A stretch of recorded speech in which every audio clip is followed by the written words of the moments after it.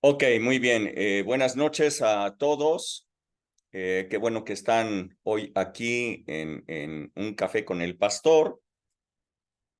Como ustedes saben, la dinámica de esta reunión es que todo mundo puede participar con sus preguntas, sus comentarios en cualquier momento. Lo único que tienen que hacer es levantar su manita virtual para que pueda verlos, que están intentando participar, y les damos el uso de la palabra. El día de hoy vamos a ver un tema que ustedes mismos propusieron en esta serie que se llama ¿Qué dice la Biblia acerca de? Vamos a hablar de los beneficios del derramamiento de la sangre de Jesús. De eso vamos a estar hablando. La persona que lo propuso no está conectada, pero pues ni modo. Eh, eh, Vamos hoy a avanzar en ello. Ok, entonces quisiera que iniciáramos leyendo Lucas capítulo 22, verso 14. Lo voy a compartir aquí para que ustedes lo puedan ver.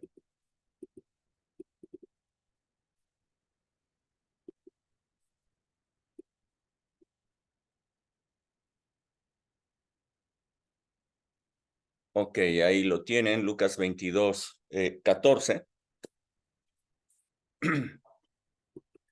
Dice, cuando era la hora, se sentó a la mesa y con él los apóstoles y les dijo, ¿cuánto he deseado comer con ustedes esta Pascua antes que padezca? Porque les digo que no la comeré más hasta que se cumpla en el reino de Dios. Y habiendo tomado la copa, dio gracias y dijo, tomen esto y repártanlo entre ustedes, porque les digo que no beberé más el fruto de la vid, sino hasta que el reino de Dios venga. Y tomó el pan y dio gracias y lo partió y les dio, diciendo, este es mi cuerpo que por ustedes es dado, hagan esto en memoria de mí.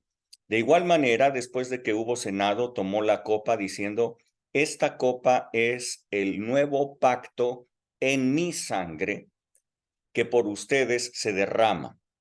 Hasta ahí, esta copa es el nuevo pacto en mi sangre que por ustedes se derrama. Padre, yo te doy muchas gracias por esta palabra que tú tienes para nosotros, esta palabra revelada, Señor, que sin lugar a dudas puede traer cambios eh, de fondo en la vida de cada persona.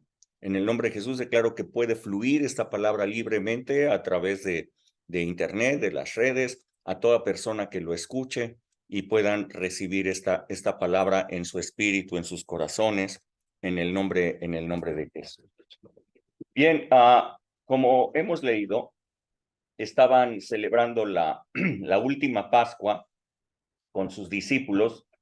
Y en ese momento Jesús partió el pan y lo repartió entre ellos, un mismo pan repartido entre ellos, y les dijo que se trataba de su propio cuerpo. Estaba haciendo ese símbolo de que su cuerpo estaba siendo partido. Y dice que ese cuerpo era el que iba a ser sacrificado. Y igualmente, al terminar de cenar, tomó la copa de vino y les dijo, esta es la copa del nuevo pacto en mi sangre. Evidentemente pasó la copa para que todos bebieran de la misma copa. Esta es la copa del nuevo pacto, pero estableció en mi sangre. Eh, el nuevo pacto de gracia, como podemos ver, fue sellado a través de la sangre derramada por Jesús en la cruz. A través de la fe nosotros tomamos de esa sangre, tomamos de esa copa, pues tomándonos de la mano extendida de Dios para nosotros en ese pacto. Nos estamos haciendo del pacto que unilateralmente Dios ha presentado delante de nosotros. Así es que tenemos un pacto hoy día con Dios por medio de la sangre derramada de Cristo Jesús. Y es que como ahorita vamos a ver, la sangre del Cordero de Dios es elemental para el establecimiento del nuevo pacto. Y vamos a ver por qué es esencial. Así es que vamos a empezar por ver los antecedentes. Antecedentes de la sangre para que podamos entender todas estas cosas. Si alguien puede leer la primera parte solamente de Levítico 17, verso 14, por favor.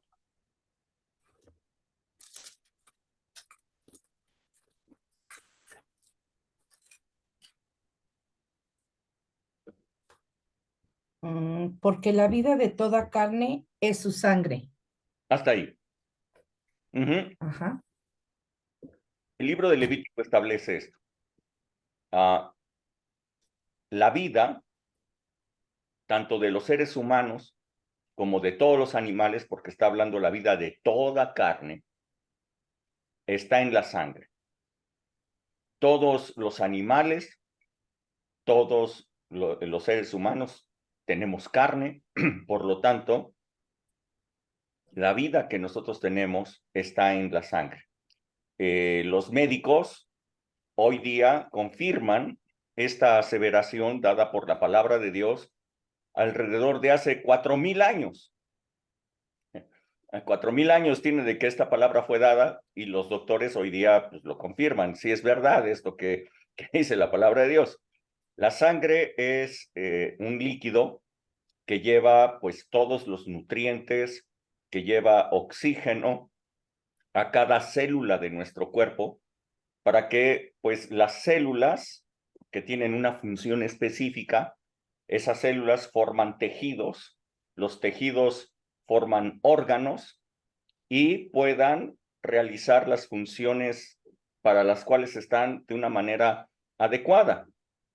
La sangre no solamente es el vehículo a través del cual van nutrientes y oxígeno, sino que igualmente a través de la sangre se transportan anticuerpos, glóbulos blancos que son para combatir infecciones, bacterias, todo tipo de cosas que puedan hacerle daño al cuerpo. Todo el sistema inmunológico funciona y llega a través de la sangre a todas partes de nuestro cuerpo. Que ustedes reciben una inyección, pues la medicina que ustedes están inyectando llega a todas partes de su cuerpo a través del torrente sanguíneo.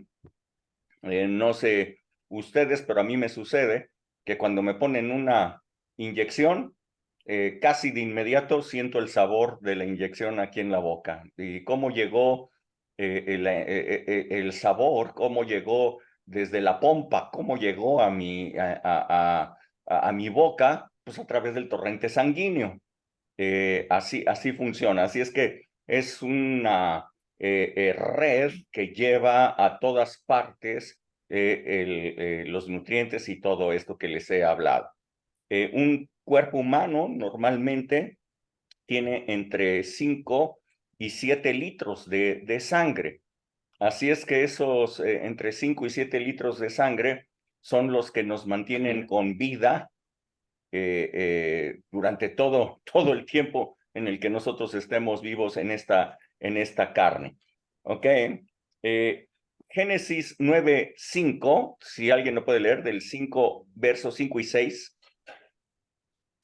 Bueno, desde el verso 4, por favor. Desde el verso 4 al 6, Génesis 9.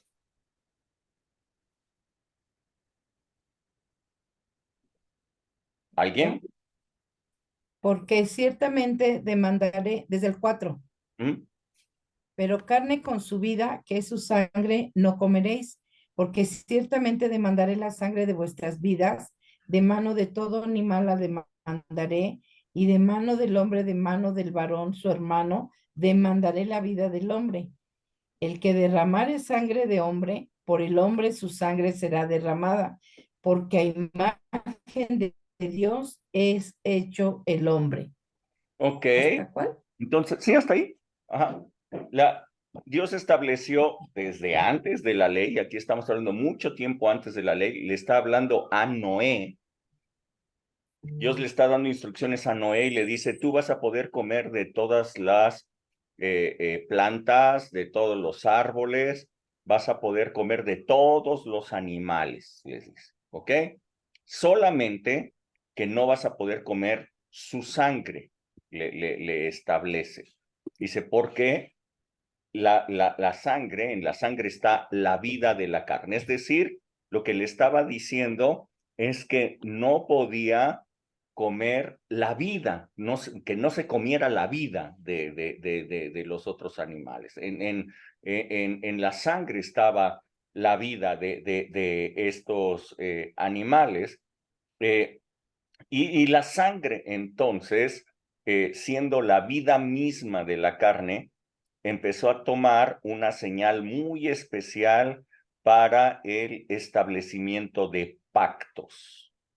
Desde la antigüedad, mucha gente para establecer un pacto de una persona con otra, se hacían alguna cortada en el brazo para que se juntaran las dos sangres y de esa manera se hiciera un pacto de sangre entre una persona con otra, porque en la sangre está la vida. Estaban uniendo de alguna manera sus vidas a través de la sangre. Y en la palabra de Dios nosotros encontramos varios pactos que tienen que ver con la sangre. El primero de ellos, la circuncisión. Este es el primer pacto que nosotros vemos en la palabra de Dios, que es que pacto de sangre, que Dios estableció con Abraham y para que toda su descendencia igualmente tomara de este pacto.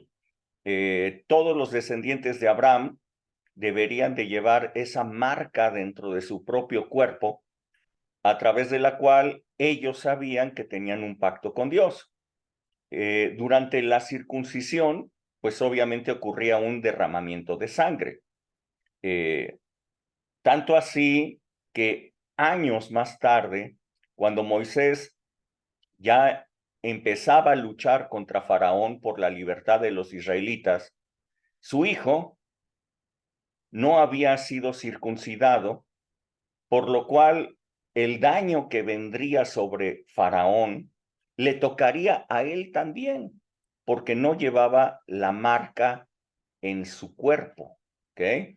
Moisés no había circuncidado a su hijo, de tal manera que el daño que vendría a Egipto vendría sobre él también, porque no llevaba la señal, no llevaba la señal del pacto en su cuerpo. Así es que Séfora, la esposa de Moisés, tuvo que circuncidar rápidamente a su hijo, y estas fueron sus palabras. Vean lo que dice aquí. Éxodo capítulo 4, del verso 20 al 25. Si alguien lo puede leer.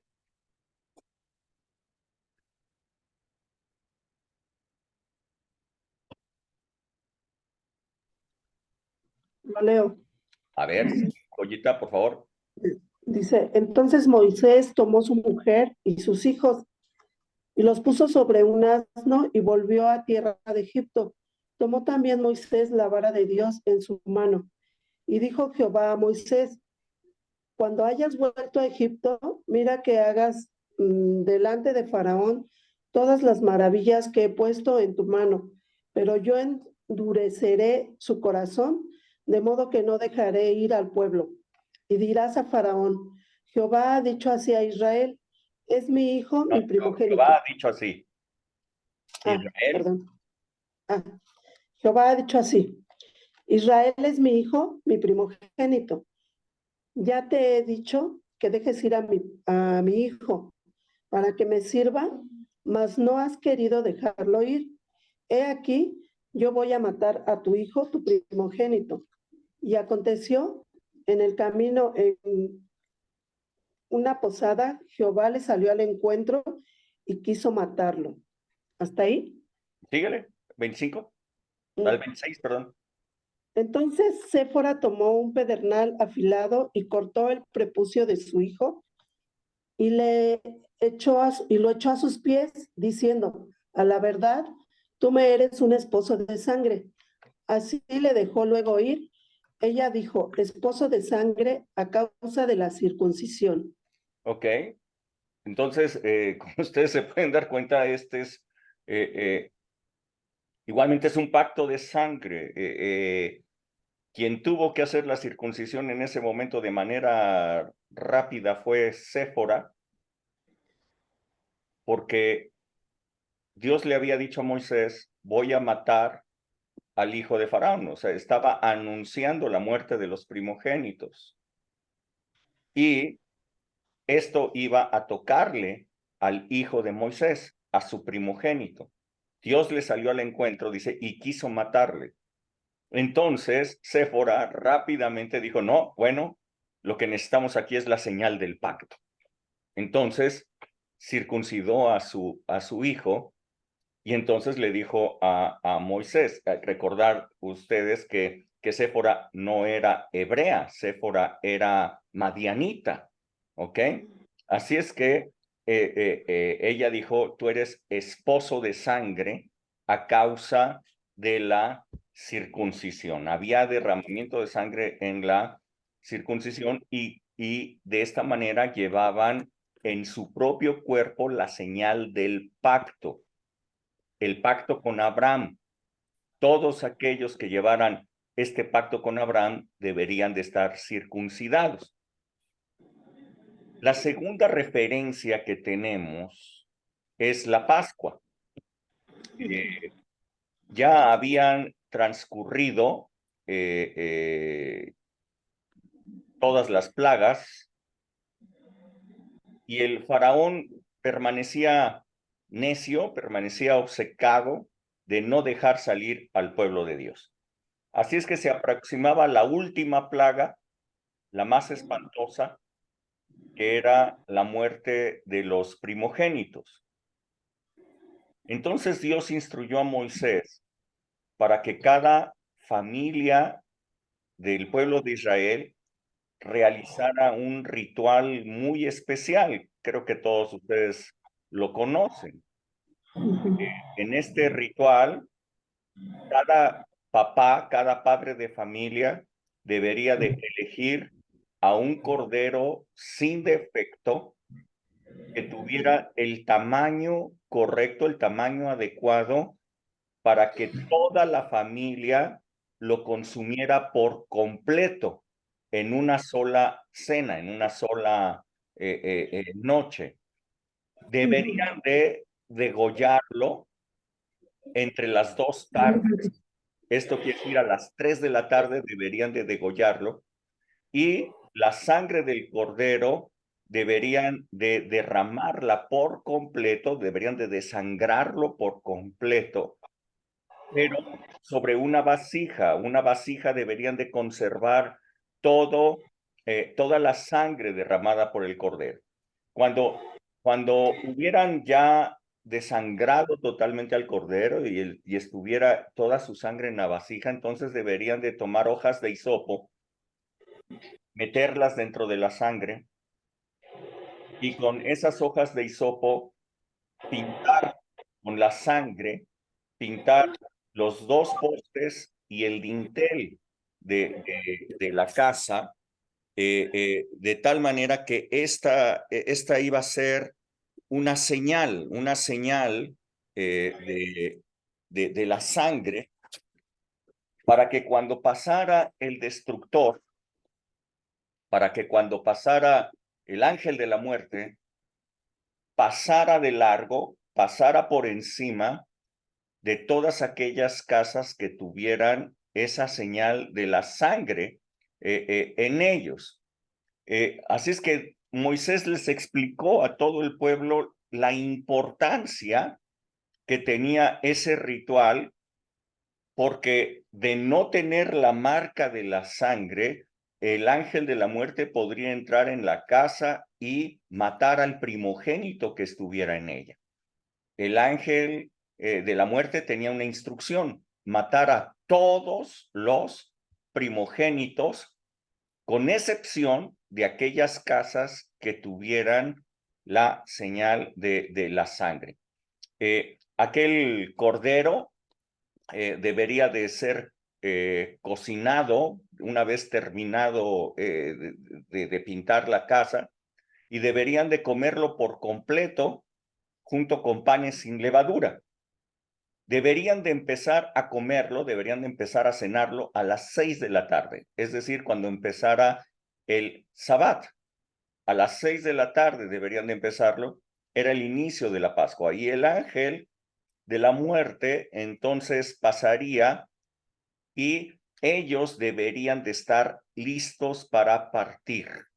Deberían de tener todas sus pertenencias empacadas, deberían de tener sus carros ya listos, amarrados con todas sus pertenencias para poder salir. Debería de estar todo preparado. No era de que en ese momento a ver qué nos vamos a llevar. Dios les había ya declarado que esa noche es cuando saldrían hacia la libertad. Por lo tanto, todos deberían de estar perfectamente preparados para poder salir en aquella noche.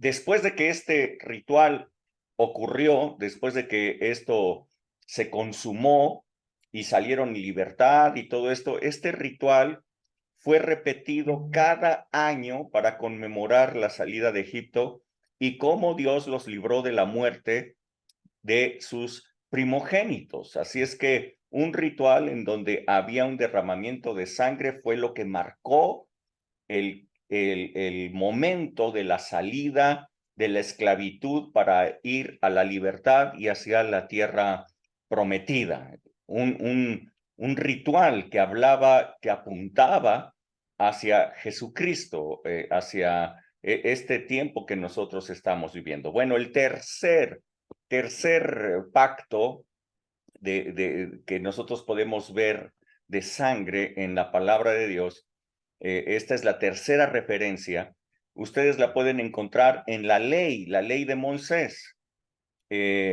Dios había dado ya sus leyes a Moisés en la cumbre del monte Sinaí, y había bajado Moisés y se las había leído al pueblo, y ellos, el pueblo, había prometido que iban a cumplir con todo ello. Entonces ocurrió esto. Éxodo 24, del verso 3 al 8, por favor. Éxodo 24, del 3 al 8. Y Moisés vino y contó al pueblo todas las palabras de Jehová y todas las leyes.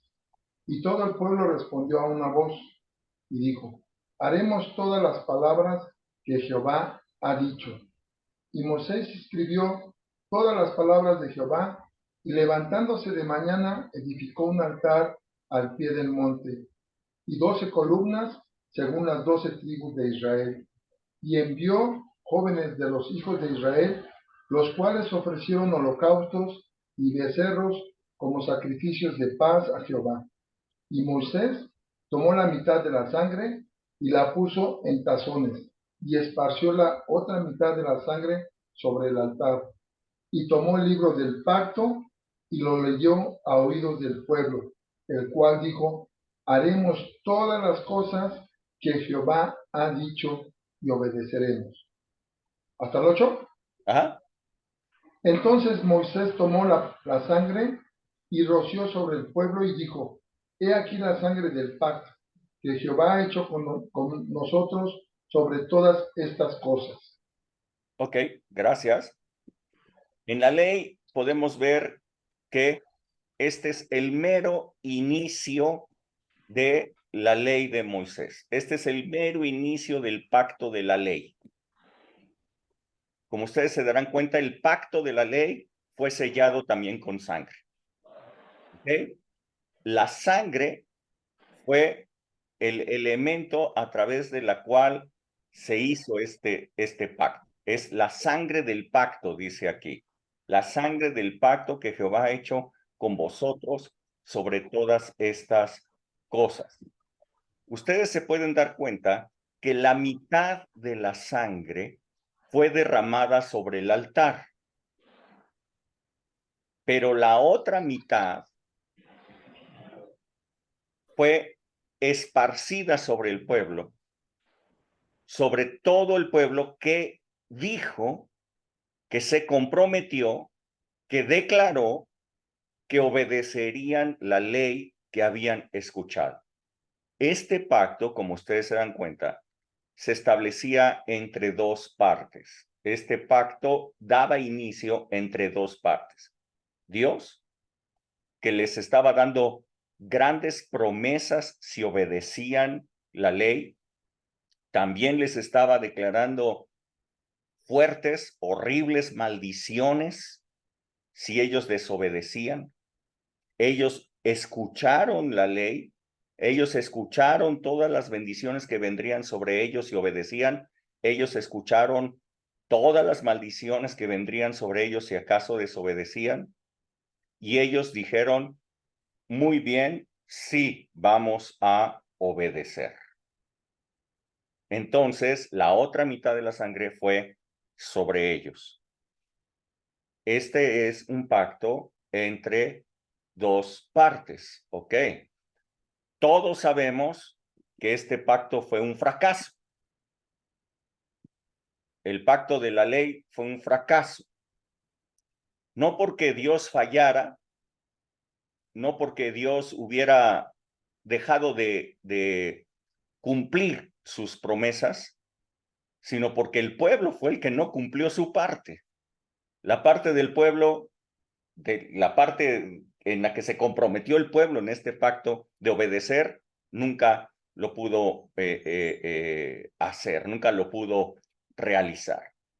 Ok, sin embargo, yo quiero que ustedes vean que el inicio del pacto de la ley inicia así como lo estamos viendo aquí, con sangre derramada, sangre sobre el altar, sangre sobre la gente, sangre sobre el pueblo.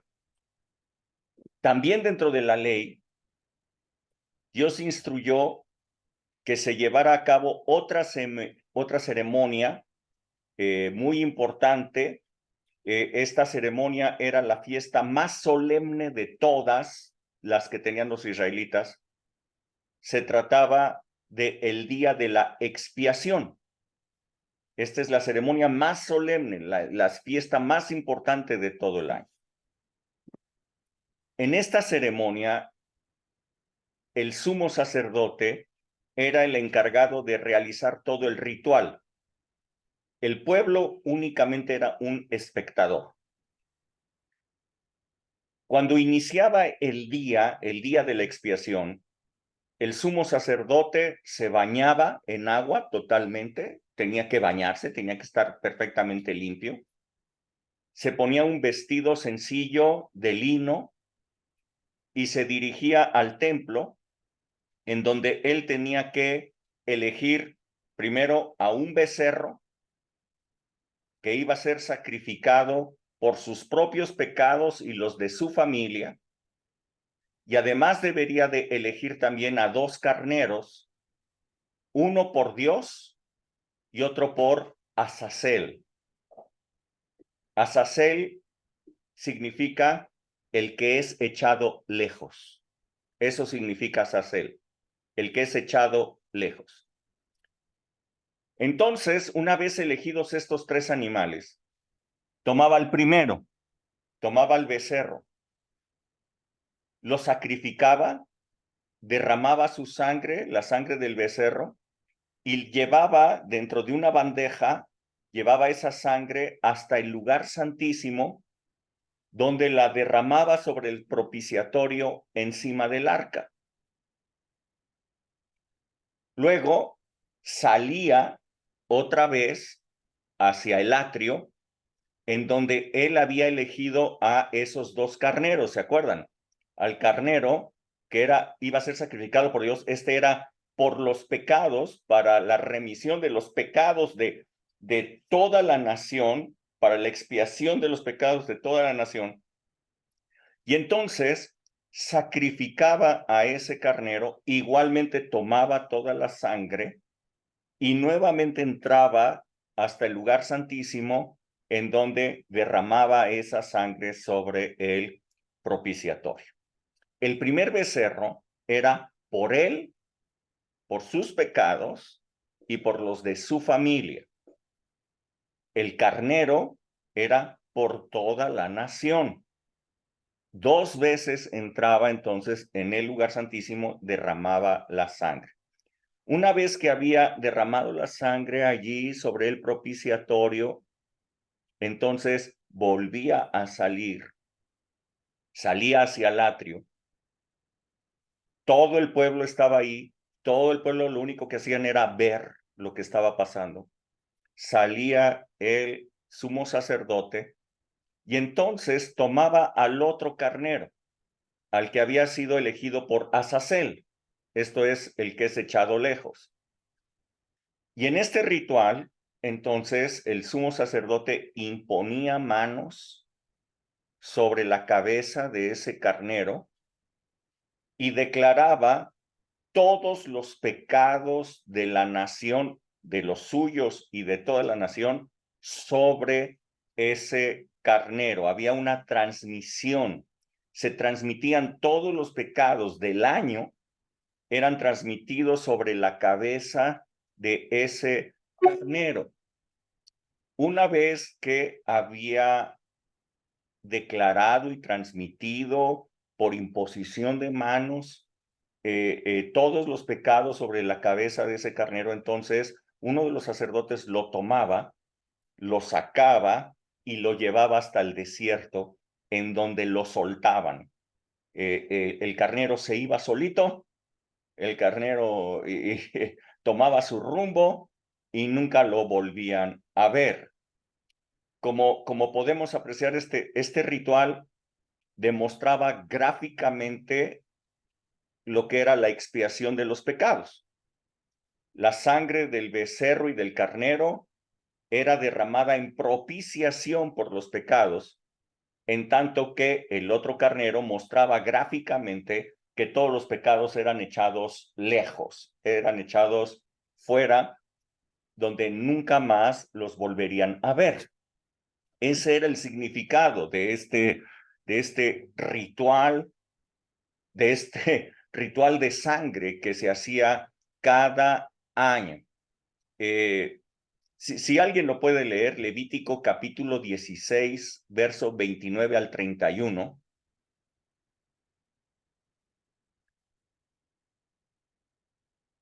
Levítico 16, del 29 al 31.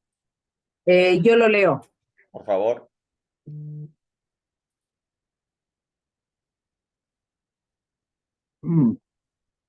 Y esto tendrán por estatuto perpetuo. En el mes séptimo, a los 10 días del mes afligirán sus almas y ninguna obra harán, ni el natural ni el extranjero que mora entre ustedes, porque en este día se hará expiación por ustedes y serán limpios de todos sus pecados delante de Jehová. Día de reposo es para ustedes y afligirán sus almas, es estatuto perpetuo. Ok, ya les conté todo el ritual, cómo era, pero yo quería que ustedes se dieran cuenta de estos. Esta fiesta es conocida en nuestros días como Yom Kippur. ¿Ok? Esta fiesta, la fiesta de la expiación, es Yom Kippur. Es la fiesta de la aflicción y el arrepentimiento para el perdón de los pecados. Justamente por esta instrucción que dice que en esta fecha deberían de afligir sus almas, fue que los religiosos posteriormente empezaron a agregarle a esto el asunto de ayunar y de ponerse sacos de cilicio. ¿Cómo afligían sus almas? Mediante el ayuno y mediante los sacos de cilicio. De esa manera, entonces, ellos pensaban que estaban cumpliendo con la ley de Dios de que deberían de estar afligidos durante ese día, dado que el pueblo no podía hacer nada. El pueblo lo único que hacía era estar expectante de lo que hacía el sumo sacerdote. Él era el que se llevaba todo el show, ¿no? Se levantaba temprano, es el que escogía al becerro, él es el que escogía los 2 carneros, él es el que entraba con su sangre, luego entraba con la otra, luego el que imponía manos, y el pueblo lo único que veía y decían, wow, sí, amén, y me imagino que todos estaban ahí alrededor y todo. La única parte que les tocaba a ellos era afligirse. Era su única parte. Entonces, pues dijeron, pues, ¿cómo nos afligimos? Ah, pues, vamos a ayunar para que nos podamos afligir bien. Así es que este es el ritual de Yom Kippur y este es pues los rituales que se hacían dentro de la ley con la sangre, ¿no?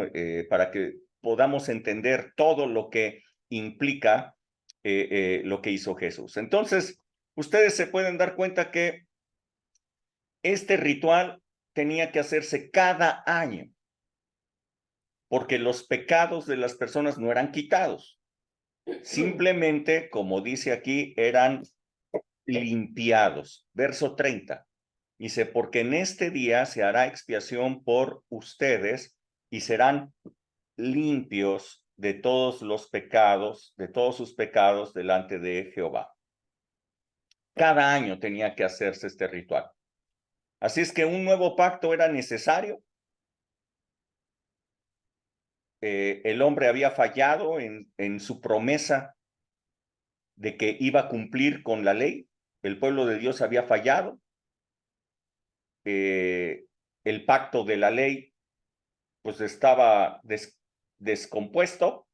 Por un lado Dios cumplía, por el otro lado su pueblo no cumplía. Al no cumplir su pueblo, pues lo que le tocaba a Dios cumplir pues eran las maldiciones. Y Dios no estaba muy contento con cumplir maldiciones. Así es que un nuevo pacto era necesario. Y bueno, a diferencia del antiguo pacto de la ley, donde la sangre de los becerros fue derramada sobre el altar y sobre el pueblo, ¿se acuerdan cómo inició? Ya les relaté cómo inició el pacto de la ley. La mitad fue derramada sobre el altar y la otra mitad fue esparcida sobre la gente. A diferencia de ese pacto, la sangre de Jesús, la sangre del nuevo pacto que Jesús dijo iba a ser derramada por todos nosotros. Dijo, esta es la sangre del nuevo pacto.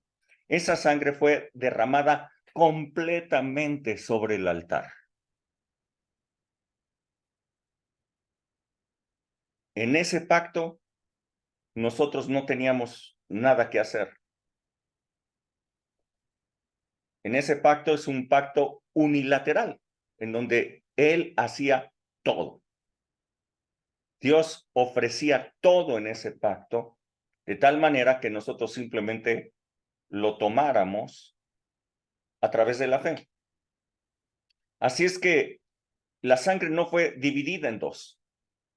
La sangre fue derramada completamente, pero sobre el altar, sobre el propiciatorio, en propiciación por todos nuestros pecados.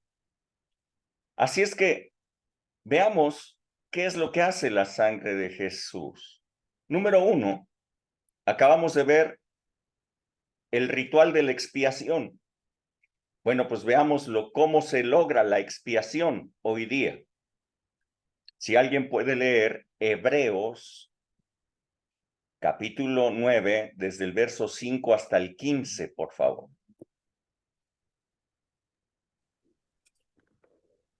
Pongan mucha atención en lo que van a leer. ¿Del 5? ¿Mm? ¿A partir del 5? A partir del 5 y hasta el 15. Y sobre ella los querubines de gloria que No, cubrían el propiciatorio, de las cuales cosas no se puede ahora hablar en detalle. Y así dispuestas estas cosas, en la primera parte del tabernáculo entran los sacerdotes continuamente para cumplir los oficios del culto. Pero en la segunda parte, solo el sumo sacerdote una vez al año, no sin sangre, la cual ofrece por sí mismo y por los pecados de ignorancia del pueblo, dando el Espíritu Santo a entender con esto que aún no se había manifestado el camino al lugar santísimo, entre tanto que la primera parte del tabernáculo estuviese en pie, lo cual es símbolo para el tiempo presente, según el cual se presentan ofrendas y sacrificios que no pueden hacer perfecto en cuanto a la conciencia al que practique ese culto, ya que consiste solo de comidas y bebidas, de diversas abluciones y ordenanzas acerca de la carne, impuestas hasta el tiempo de reformar las cosas. Pero estando ya presente Cristo, sumo sacerdote de los bienes venideros, por el más amplio y más perfecto tabernáculo, no hecho de manos, es decir, no de esta creación, y no por sangre de machos cabríos ni de becerros, sino por su propia sangre, entró una vez para siempre en el lugar santísimo, habiendo obtenido eterna redención. Porque si la sangre de los toros y de los machos cabríos y las cenizas de la becerra rociadas a los inmundos santifican para la purificación de la carne, cuánto más la sangre de Cristo, el cual, mediante el Espíritu Eterno, se ofreció a sí mismo sin mancha a Dios, limpiará vuestras conciencias de obras muertas para que sirváis al Dios vivo. Así que por eso es mediador de un nuevo pacto, para que interviniendo muerte para la remisión de las transgresiones que había bajo el primer pacto, los llamados reciban la promesa de la herencia eterna. Ok. Lo que está haciendo el autor del libro de Hebreos es hacer la comparación entre el ritual que ustedes leyeron de la expiación y lo que Cristo Jesús hizo. ¿Ok? En el ritual del antiguo pacto de la ley, era cumplido cada año por el sumo sacerdote en turno.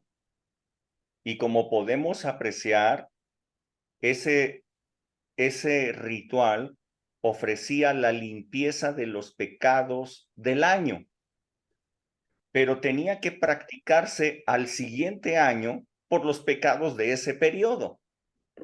Pero Jesús, siendo el sumo sacerdote de este nuevo pacto de gracia, dice aquí, se presentó una sola vez y para siempre en el lugar santísimo. Una sola vez, no cada año, no cada día, una sola vez y para siempre, ¿ok? Para presentarse a sí mismo. Él es el sumo sacerdote, pero él, para presentar a sí mismo su propio cuerpo, su propia sangre, como el Cordero de Dios, como el Cordero de Dios y el Cordero de Azazel. ¿Sí me están entendiendo? Él es el Cordero de Dios, pero el Cordero de Azazel también. Es decir, que todos los pecados fueron transmitidos sobre ese Cordero, una imposición de manos, todos los pecados de todos los tiempos, dado que fue una sola vez y para siempre, los pecados de todos los tiempos, antes de Cristo, después de Cristo, de todas las geografías, de todos los tiempos, todos los pecados fueron impuestos manos sobre ese cordero, fueron transmitidos todos los pecados sobre ese cordero. Ese cordero fue inmolado, la sangre fue llevada al lugar santísimo y los pecados fueron echados fuera, de tal manera que nunca más se volvieran a ver. Él es el Cordero de Dios y el Cordero seleccionado para Azazel, de tal manera que no quedara pecado alguno. Su sangre, es decir, su vida, porque la vida de la carne está en la sangre, ¿ok? Su sangre, entonces, es decir, la vida, se derramó hasta la última gota, de tal manera que su vida fue entregada totalmente en expiación.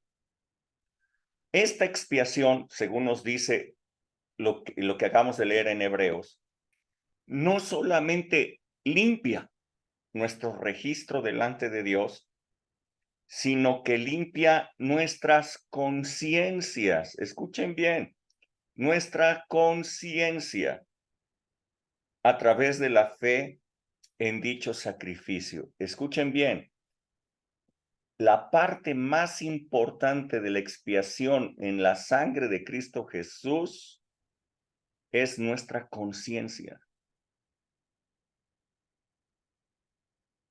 ¿Ya lo notaron? Voy a leer nuevamente el verso 14. ¿Cuánto más la sangre de Cristo, el cual, mediante el Espíritu Eterno, se ofreció a sí mismo sin mancha a Dios, limpiará vuestras conciencias de obras muertas para que ahora ustedes sirvan al Dios vivo? Escuchen bien esto, escuchen bien. En el antiguo pacto se hacía todo esto. La gente lo veía, pues muy bien, ya se quitaron los pecados del año, pero pues al día siguiente yo sigo pecando y entonces ya tengo pecados.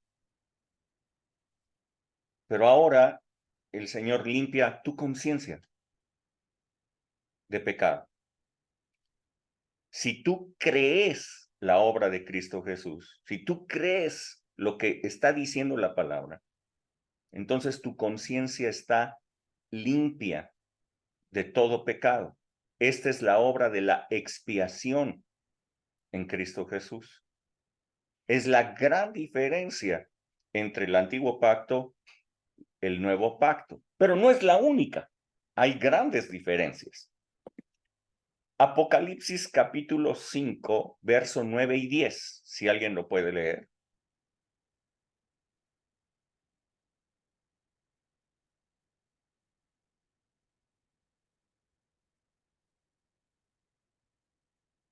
Si nadie lo lee, lo leo yo.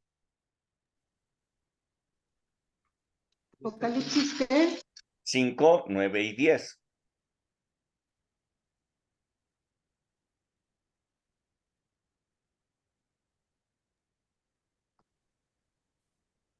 Yo.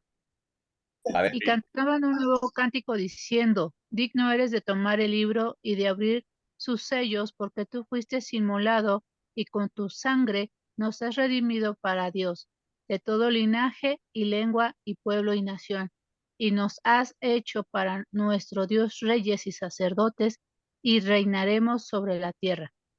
¿qué parte es interesante aquí de todo esto que hemos leído? Dice, porque tú fuiste inmolado. Inmolado quiere decir degollado, ¿ok? Tú fuiste inmolado y con tu sangre, beneficios de la sangre derramada por Cristo Jesús, con tu sangre nos has redimido para Dios. Redimir es la acción de comprar a un cautivo, a un esclavo, pagando el precio correspondiente de ese esclavo para dejarlo libre. Esto es redimir, comprar por el precio, pagar el precio completo de un esclavo, simplemente para dejarlo libre. En todos los tiempos que nosotros vemos de historia, nosotros podemos ver en los que la esclavitud ha existido, la venta de personas ha existido, de tal manera que la gente es comprada o era comprada pues para realizar tareas dentro de la casa o dentro de la hacienda, pero pagar un precio para dejar libre a otra persona, de verdad esto es un acto de amor. No se puede entender de otra manera. ¿Para qué gastarías tu dinero simplemente para dejar libre a otra persona? Es pues un acto de amor. Pues en el texto que hemos leído, se establece que el precio pagado por los esclavos fue la vida de Jesús. dice su sangre, pero ¿se acuerdan que la vida está en la sangre? ¿Sí lo recuerdan? Ok. Entonces, el precio pagado fue su vida, es decir, su sangre. ¿Ok? Con ese precio nos compró a nosotros que estábamos esclavizados. ¿Quién era el que nos tenía esclavizados? Pues el mundo. ¿Cómo toma expresión el mundo? Lo dice aquí: linaje, lengua, pueblo y nación son los que tienen esclavizadas a las personas bajo sus costumbres, bajo sus formas, bajo sus formas de pensamiento, y nos compró para que ahora le pertenezcamos a Dios. Y ustedes pueden decir, simplemente cambiamos de amo. Sí, nada más que fuimos comprados para Dios, para que Dios nos hiciera reyes y sacerdotes. Entonces, pasamos de un nivel de esclavo a un nivel de rey. A un nivel de rey y de sacerdote. Esto me recuerda lo que le pasó a José. ¿Recuerdan ustedes? José fue vendido como esclavo. Como esclavo fue llevado a la cárcel, ¿ok? Era prisionero y además esclavo. Pero de allí fue sacado para gobernar, para ser rey. Esta es la redención. Esto es redención. ¿Ok? ¿Por qué es tan importante la redención? Bueno, pues porque nosotros no tendríamos ninguna oportunidad de ser parte del pueblo de Dios y menos de su reino. Recuerden ustedes a Ruth, la moabita. Ella estaba impedida para poder ser parte del pueblo de Dios. La ley estipulaba que ningún moabita, ninguna amonita podía venir a ser parte del pueblo de Dios en ninguna generación. No, aunque pasaran muchas generaciones, ninguna persona, ni moabita ni amonita, podían ser parte del pueblo de Dios. Sin embargo, Ruth fue redimida por Boz. ¿Qué quiere decir redimida? Bueno, Boz pagó el precio de todas las pertenencias que habían sido de su esposo, de su suegro, todo compró todas las pertenencias para que ella pudiera ser parte del pueblo de Dios. Él redimió a Ruth para que pudiera ser parte del pueblo de Dios. ¿Cómo lo hizo? Por redención. Esta redención, ustedes la pueden ver en el nuevo pacto de la gracia, cómo han sido incluidos todos los que antes eran excluidos. En el libro de Hechos, bueno, hay diversas aristas desde cómo ver el libro de Hechos. El libro de Hechos podemos verlo como el libro de los milagros, podemos ver el libro de la iglesia, cómo inició, ¿no? Muchas formas de leerlo. Yo, al menos, me encanta ver el libro de Hechos como Dios incluye todo lo que antes estaba excluido. En la ley estaba excluido que pudiera entrar en el templo de Dios, en la presencia de Dios, en la gloria de Dios, cualquier persona que tuviera algún defecto. Los cojos, los ciegos, los sordos, los mancos, incluso los que eran eunucos, todos ellos estaban impedidos de poder entrar en el templo. Y ustedes pueden ver el primer milagro que nos habla el libro de Hechos, es un cojo que es levantado y entra al templo. Es el primerito de ellos. Luego ustedes pueden ver a Cornelio, que era un romano, era un gentil, que él y toda su casa reciben al Espíritu Santo. Otro que estaba excluido, ahora es incluido. Luego ustedes pueden ver a un etíope, eunuco, ¿ok? Negrito y además eunuco, ¿ok? El cual igualmente es bautizado, recibe, cree en el Señor Jesucristo, es bautizado y es incluido dentro de la gloria de Dios. Así es que la redención hace posible que todos aquellos que antes estaban excluidos por sus defectos, por sus conductas, por sus pecados, por todo lo que habían hecho, ahora puedan ser incluidos en la gloria de Dios. ¿Cómo se logra esto? El precio pagado, la sangre. La sangre te redime. Así es que si una persona todavía se siente indigna, se siente que no es parte porque su pasado, porque esto, por lo otro, o sea,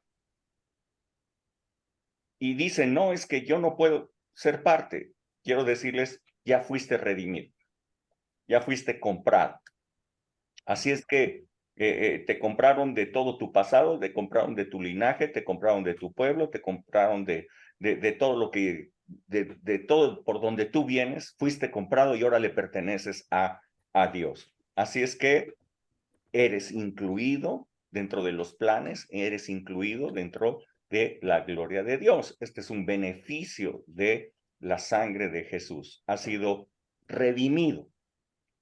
No solamente ha sido redimido, ha sido expiados tus pecados de tal manera que tu conciencia está limpia, debe estar limpia.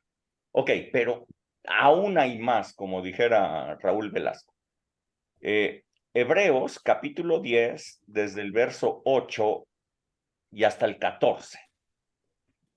Y luego Hebreos 13, 12. Pero primero, Hebreos 10 del 8 al 14. ¿Alguien?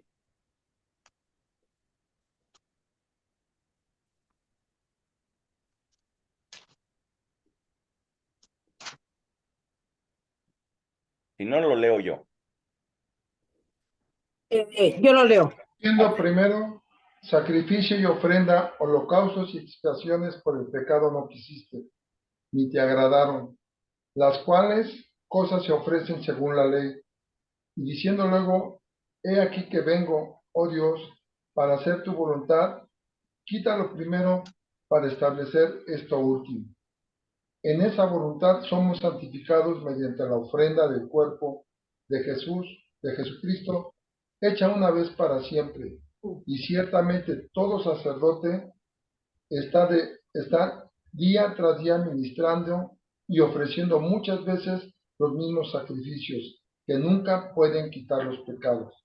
Pero Cristo, habiendo ofrecido una vez para siempre un sacrificio por los pecados, se ha sentado a la diestra de Dios. ¿Hasta ahí? Síguele hasta el 14. Ok. De ahí en adelante, esperando hasta que sus enemigos sean puestos por estrado de sus pies, porque con una sola ofrenda hizo perfectos para siempre a los santificados. Ok, Hebreos 13, 12.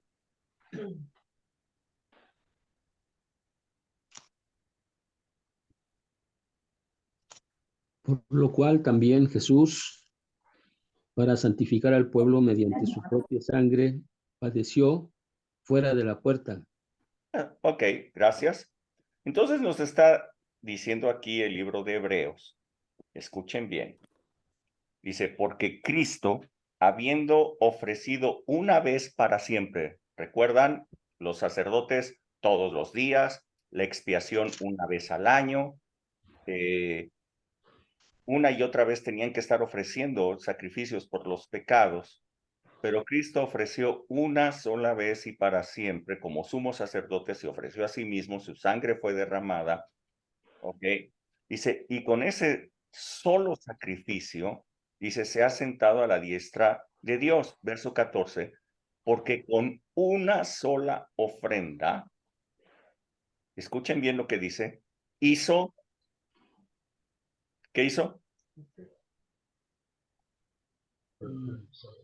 Perfectos, Verso 14, porque con una sola ofrenda hizo perfectos, para siempre. perfectos, Perfectos para siempre.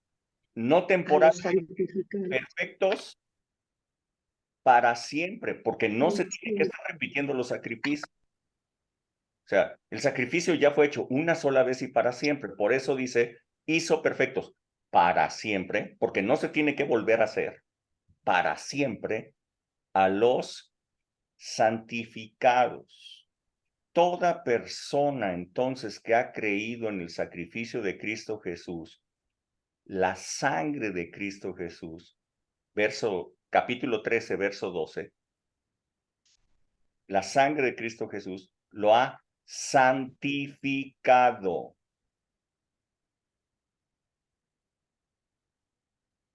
¿Están leyendo?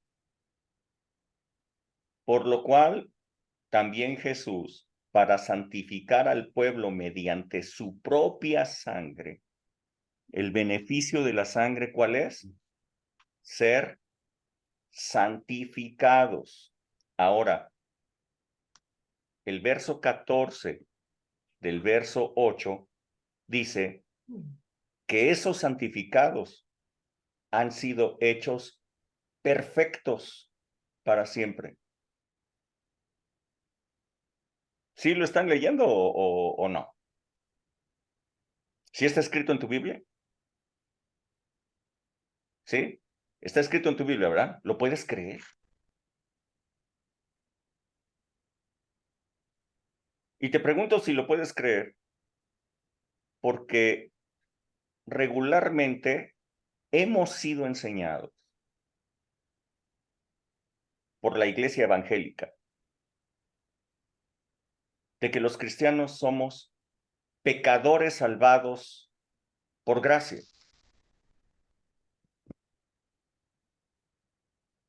Según lo que dice aquí, yo no soy un pecador. Yo soy un santo y yo soy perfecto delante de Dios. Porque la sangre de Jesús me santificó y su sacrificio me hizo perfecto para siempre. Si tú sigues creyendo que eres un pecador, seguirás pecando. Porque como creíste te sea hecho.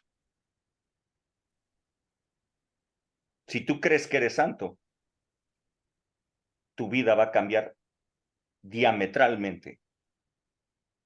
Porque ya eres un santo y eres perfecto delante de Dios. ¿Qué es lo que crees? ¿Crees que eres un pecador? Seguirás pecando. ¿Crees que eres un santo? Entonces vas a hacer cosas de santo. ¿Qué es lo que crees? Como creíste te sea hecho. La iglesia evangélica y la iglesia católica han hecho un ejército de pecadores salvados por gracia, en lugar de la obra maravillosa que Cristo Jesús hizo, hacer un ejército de santos. ¿De cuáles eres tú? ¿De cuáles eres tú? ¿Qué es lo que crees? Como creíste te sea hecho. ¿Cómo te sientes delante de Dios? Bueno, la palabra de Dios dice esto. Si tú lo puedes creer, así te será hecho. ¿Ok? Con una sola ofrenda, Cristo hizo perfectos para siempre a los santificados. Hebreos 13:12. Hemos sido santificados por la sangre derramada de Cristo Jesús. La sangre entonces nos limpia de conciencia. Quita los pecados, nos limpia de conciencia. Esa es la sangre del nuevo pacto. El nuevo pacto limpia tu conciencia, te redime y te santifica y te perfecciona. Qué cosa más impresionante, ¿no lo crees? Qué cosa más extraordinaria. Bueno, aún hay más. Apocalipsis 22:14.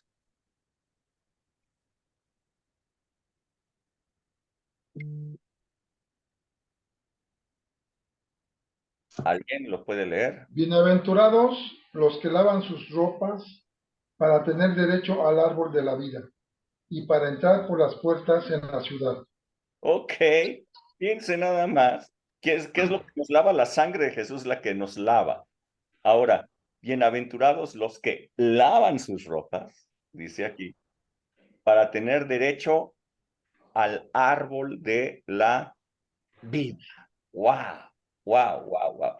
¿Recuerdan ustedes que el árbol de la vida estaba en el centro del huerto del Edén? donde también estaba otro árbol de la ciencia del bien y del mal. El primer hombre decidió comer del árbol de la ciencia del bien y del mal, y cuando decidió eso fue echado de ese huerto, fue echado del paraíso, y nunca pudo volver a comer del árbol de la vida. Dice la palabra que una espada ardiente fue puesta para cuidar el camino hacia el árbol de la vida. La palabra de Dios, una espada que cuidaba el camino. Jesús es el camino hacia el árbol de la vida. Todo aquel, entonces, que ha creído en Cristo Jesús, que se ha tomado de este pacto por la sangre de Cristo Jesús, han sido lavadas sus ropas, ha sido lavada su conciencia, de tal manera que hoy tiene derecho a comer del árbol de la vida.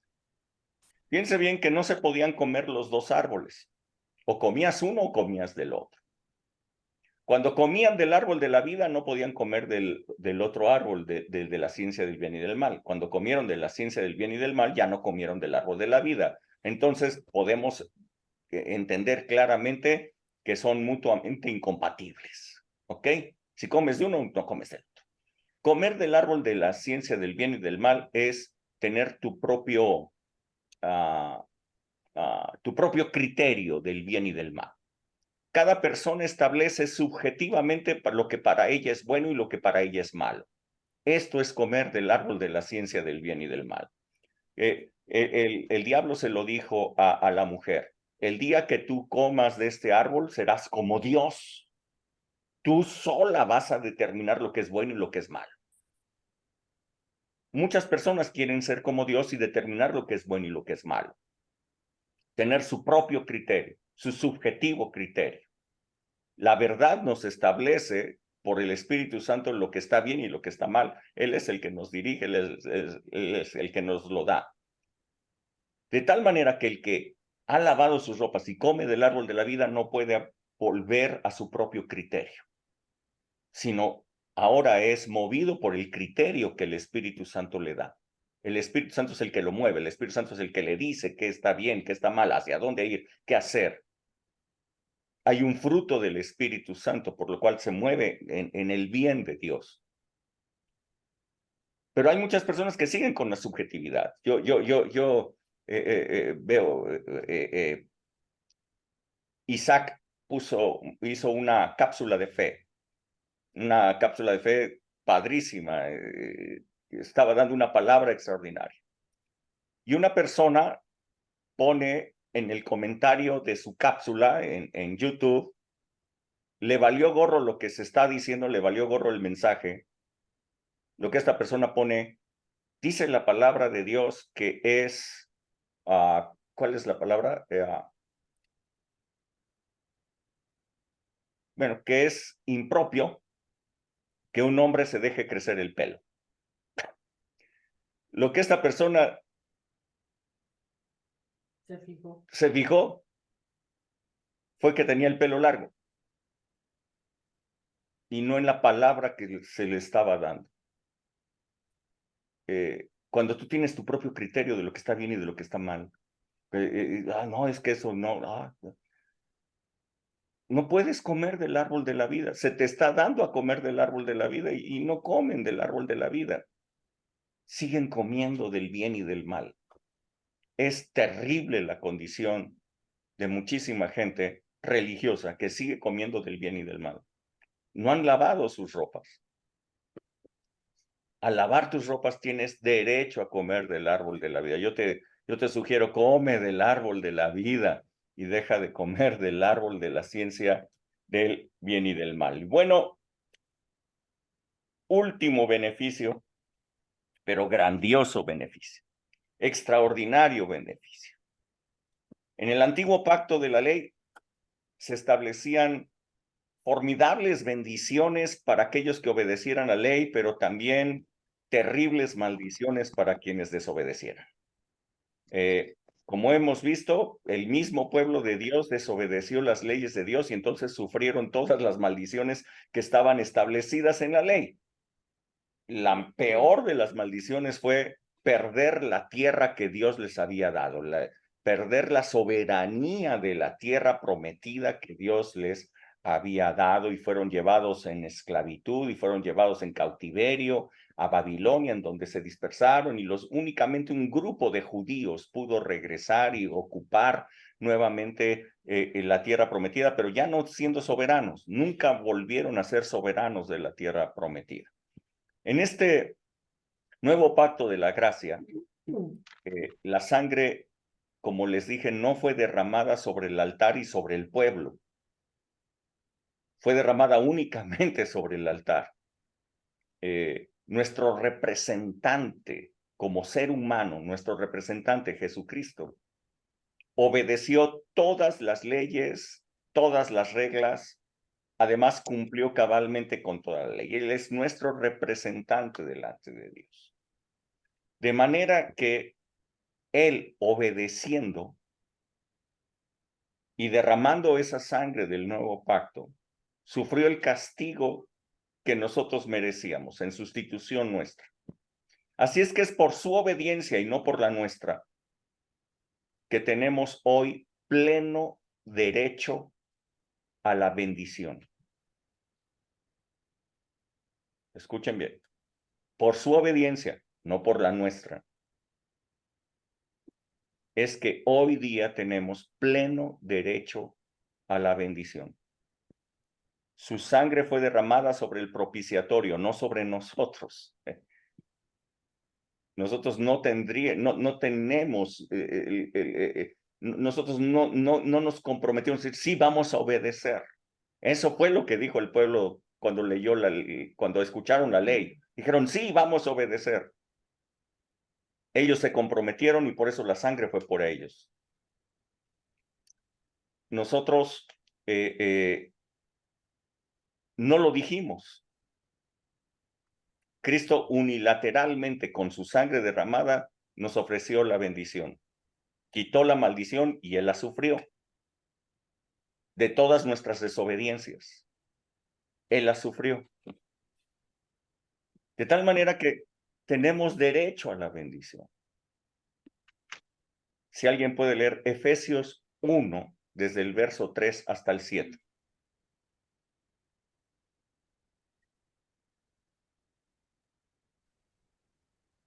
Uno, 3. Al Bendito sea el Dios y Padre de nuestro Señor Jesucristo, que nos bendijo con toda bendición espiritual en los lugares celestiales en Cristo, según nos escogió en Él antes de la fundación del mundo, para que fuéramos santos y sin mancha delante de Él. En amor, habiéndonos predestinado para ser adoptados hijos suyos por medio de Jesucristo, según el puro afecto de su voluntad, para alabanza de la gloria de su gracia, con lo cual nos hizo aceptos en el amado, en quien tenemos redención por su sangre, el perdón de pecados, según las riquezas de su gloria. Ok, escuchen bien. Dice aquí que Él nos predestinó para ser adoptados hijos de Dios. Y dice, ¿cómo es este pacto? Escuchen bien, este pacto es hecho, Dios dice, yo hago esto y tú haces aquello. ¿Cómo dice aquí?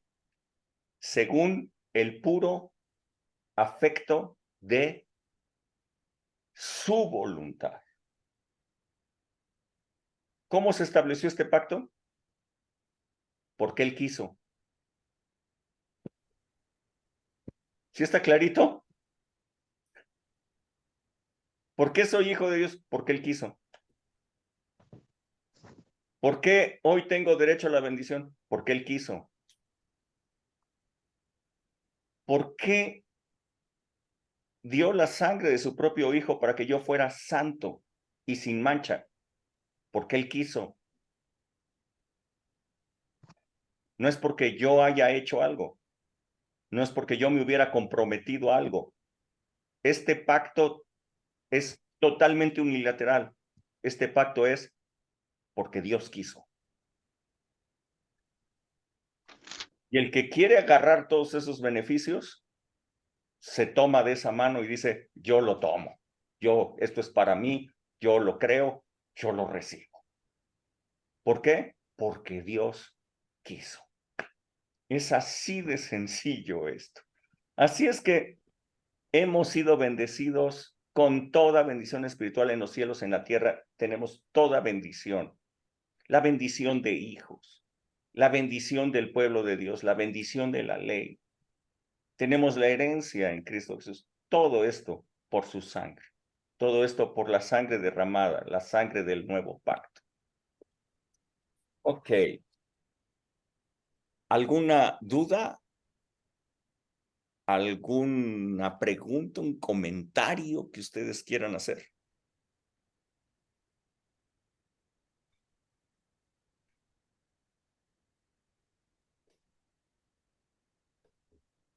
Sí, Rebe. Un comentario nada más, pastor, con respecto a cuando hablaste de de la ofrenda o de la ceremonia de la expiación y decías que, pues que la ceremonia o todo el protocolo lo hacía el sacerdote, ¿no? Y la gente, lo único que tenía que hacer era afligirse y además buscaron cómo afligirse más para, pues tal vez para sentirse dignos, ¿no? Sentirse dignos de, ahora nosotros, ¿qué hacemos? Pues vamos a aumentarle para afligirnos y que valga la pena. Pero como comentario en lo personal, digo, a nosotros ya ni siquiera nos toca afligirnos con Jesús. Él lo hizo todo, como lo acabas de decir, él por su voluntad, porque Él quiso, Dios nos escogió, Jesús porque Él quiso, Él se ofreció, se despojó a sí mismo y nosotros, que nos quede claro que no tenemos que afligirnos por nada. Si algo tenemos que hacer es ocuparnos, no preocuparnos, sino ocuparnos en creerlo, porque como creo que es ahí en Isaías 53, donde dice que verá el fruto de la aflicción de su alma y quedará satisfecho. O sea, qué mala onda que después de haber sufrido todo lo que sufrió, de haber sido dejado afuera de la ciudad y de haber derramado su sangre, ese fruto de la aflicción de su alma no quede compensado, ¿no? Porque nosotros todavía nos queremos andar afligiendo y queriendo hacer méritos para ganar lo que él ya hizo porque él quiso. Ese era mi comentario. Correcto, correcto, Rebe. Bien, bien. ¿Alguien más quiere hacer algún comentario o pregunta? Sí, Blanca. Buenas noches a todos. Sí, mira, a mí me llama la atención también lo que dice Rebequita. Eh, Creo que a nosotros lo único que nos queda es humillarnos, o sea, es esa humillación debajo de su poderosa mano para que Él en su debido tiempo nos exalte, porque Él dice ahí también, ¿no? Que debemos echar toda nuestra ansiedad sobre Él, porque Él ya tuvo cuidado de nosotros. Y me quedó muy claro, yo pedí este tema. De verdad, muchas gracias, Rubén. Está precioso, precioso, es para profundizar todavía más, pero estoy muy satisfecha. Y nada más otra cuestión. Una obra muerta es toda aquella que no proviene de fe. Correcto. Entonces, esa obra muerta que no proviene de fe, la sangre de Cristo la limpia y ahora yo puedo tener esa fe. No, limpia conciencia. Ah, limpia la conciencia. Limpia la conciencia. El apóstol Pablo dijo muchísimas veces, yo con limpia conciencia estoy haciendo esto. La conciencia es una parte vital en la vida espiritual, se los he hablado, ¿no? En la vida espiritual la conciencia forma una parte vital, de tal manera que cuando una persona tiene limpia conciencia, esa persona no tiene pecado. Y es la fe en la sangre de Cristo Jesús lo que te hace tener limpia conciencia. Ah, perfecto, perfecto. Sí, el que se cree pecador es pecador. Okay. Es así de sencillo. Limpia conciencia es base de la santidad.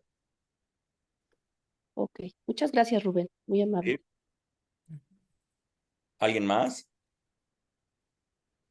Yo, Rubén, en alguna ocasión platicando con una persona me decía que nunca había pecado, que esta persona no era pecadora, pero la palabra nos dice que por cuanto todos pecamos quedamos destituidos de la gloria de Dios.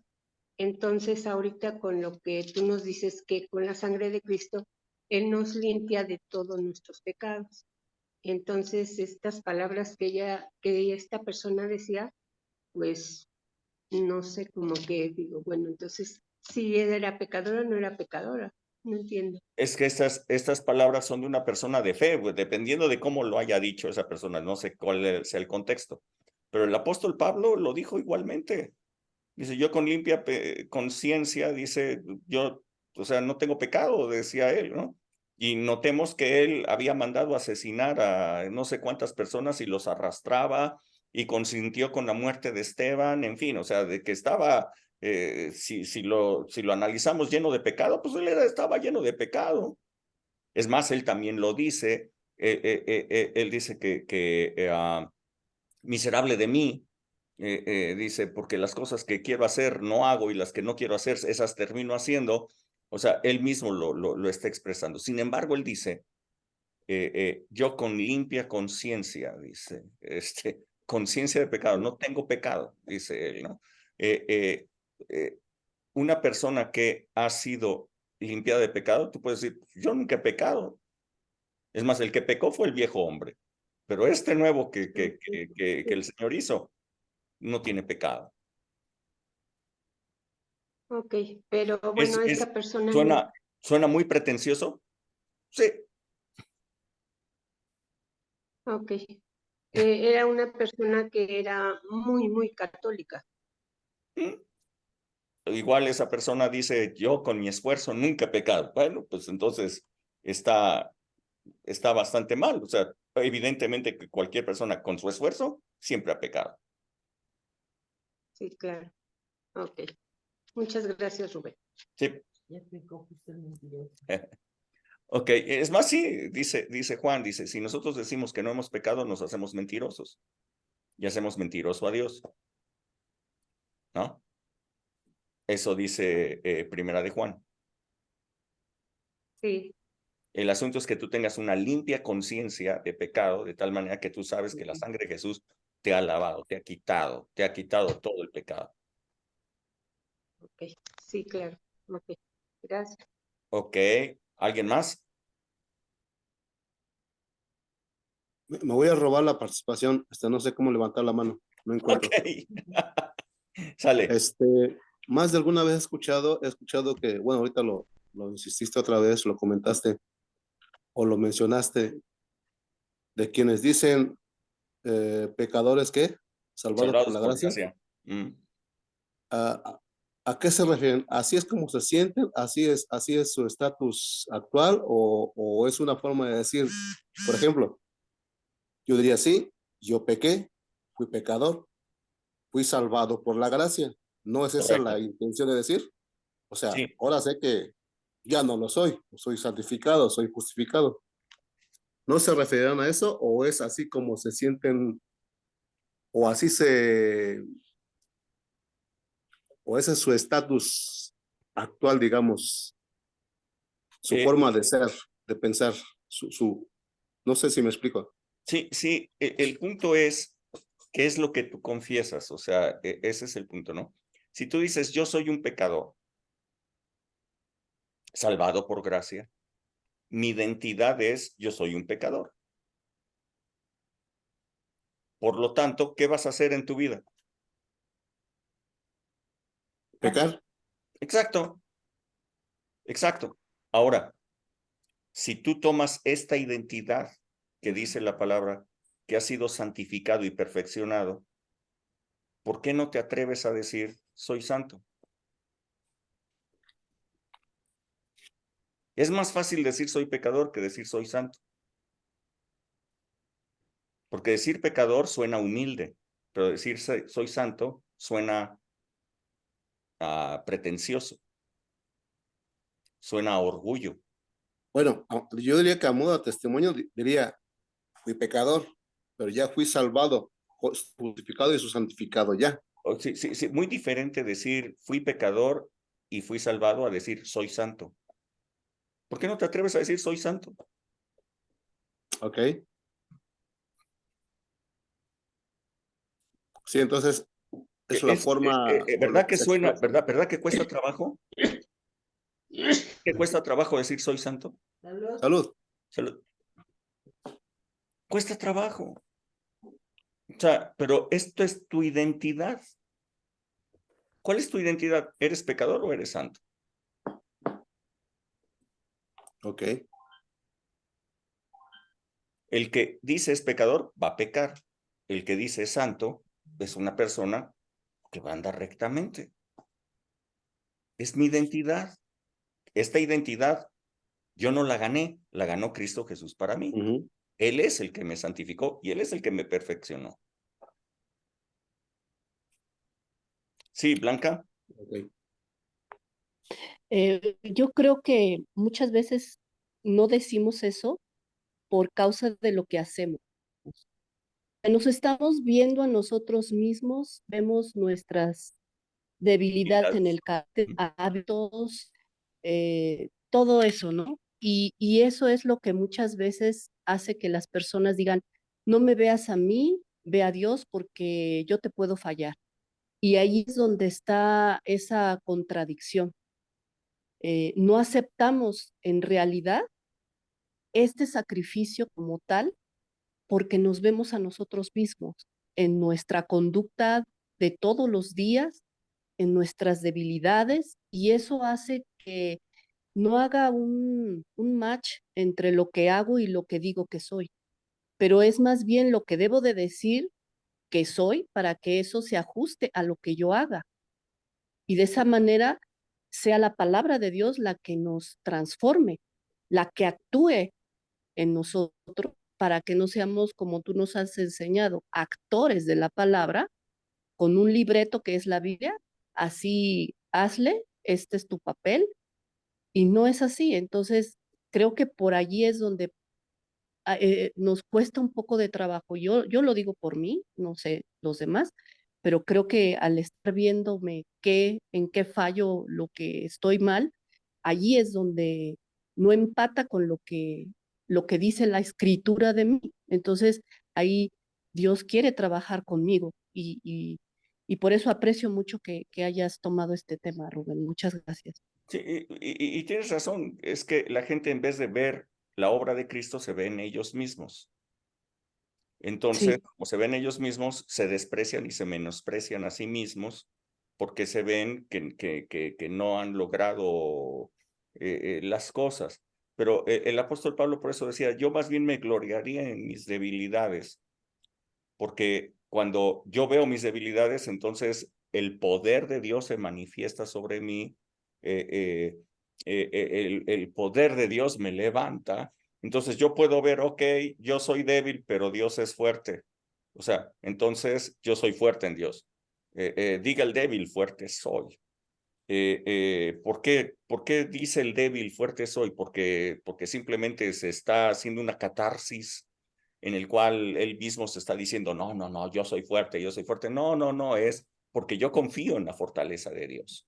O sea, si yo confío en mí, yo soy un pecador, pero si yo confío en lo que Dios ha hecho por mí a través de Cristo, soy santo.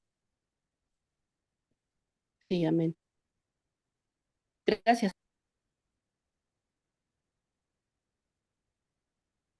¿Ok? Somebody else?